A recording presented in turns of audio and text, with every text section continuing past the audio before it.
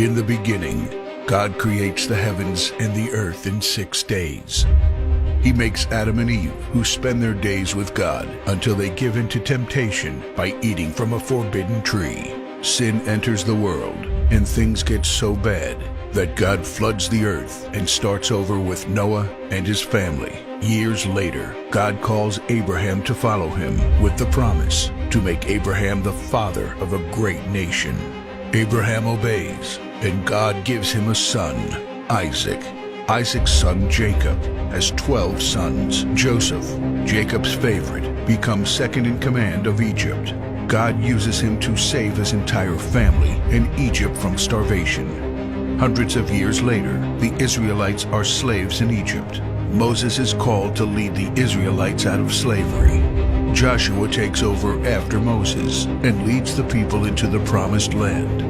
After Joshua, God raises up judges, temporary military leaders like Deborah, Gideon, and Samson, who protect and fight for God's people. The people tire of this leadership, and they call for a king. God gives Israel King Saul, King David, and then King Solomon. But it's all downhill from here. The people rebel, the kingdom of Israel is divided, and everyone turns their back on God.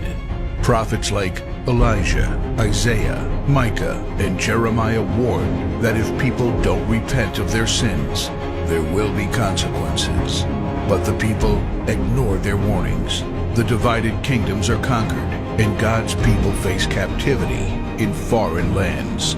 People like Daniel show great courage and stand up for God when no one else does.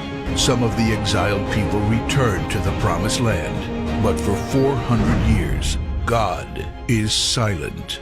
No prophets, no miracles, and no angel visitations. But then, the silence is broken when Jesus is born. He lives a perfect life, teaches truth, and performs miracles, proving He is God. He shows us the full extent of God's love by taking our place and dying on the cross for our sin. He is placed in a grave, but 3 days later, Jesus rises again, conquering sin and death. His followers travel the world, sharing the good news of His love and starting churches.